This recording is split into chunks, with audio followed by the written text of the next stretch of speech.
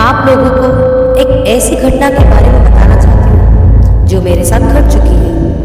ये कहानी मुझे मेरी माँ ने सुनाई थी। मेरी माँ एक छोटे शहर से संबंध रखती है और ऐसा माना जाता है कि उस गांव में कुछ बुरी शक्तियाँ निवास करती हैं। ऐसी ही एक बुरी आत्मा से सामना हुआ मेरे नाना जी का। वह चुड़ैल थी, खुले बालों और सफेद भयानक चेहरे वाली चुड़ैल। ठंड का समय था, शहर में घना कोहरा छाया हुआ था। मेरे नाना एक बड़े अधिकारी थे। रोज की तरह उस दिन जब मेरे नाना अपना काम खत्म कर दफ्तर से घर की ओर जाने लगे तो रास्ते में पड़ने वाले बाजार से वह कुछ सामान लेने के लिए रुके। उनके बाकी साथी आगे चले गए और पीछे वो छूट गए थे। सामान लेते लेते उन्हें टाइम का पता ही नहीं चला और जब नाना जी ने अपनी घड़ी देखी तो टाइम देखकर उन्हें लगा कि आज घर पहुंचने में देर तो हो ही जाएगी। उन्होंने सोचा कि एक जंगल है, जंगल के रास्ते से अगर जाऊं तो हो सकता है जल्दी पहुंच जाऊंगा। इसीलिए उन्होंने जंगल की ओर अपनी गाड़ी घुमा ली। बहुत अंधेरा हो गया था।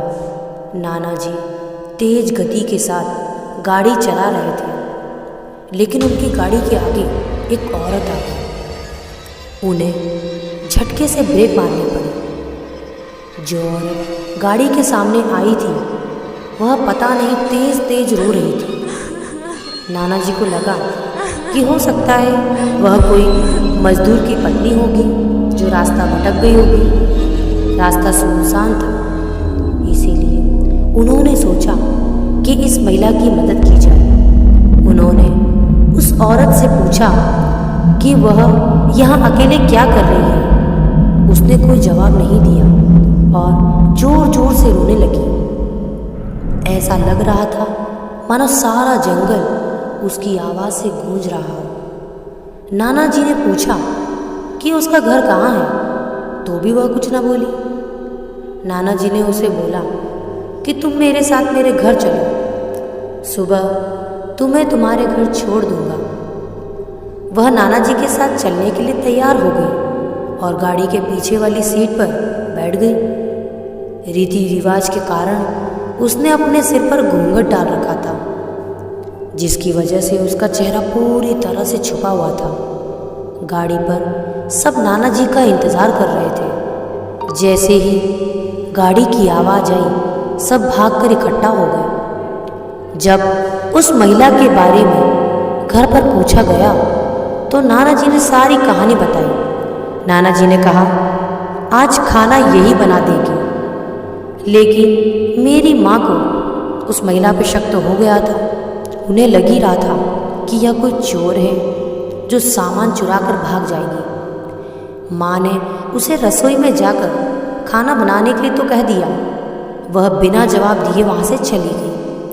रसोई में सारा सामान रखवा कर मेरी माँ ने उसे कहा कि सब भूखे हैं, इसलिए तुम जल्दी खाना बना दो। उसे रसोई में भेज तो दिया, लेकिन माँ का मन अभी भी शांत नहीं हुआ।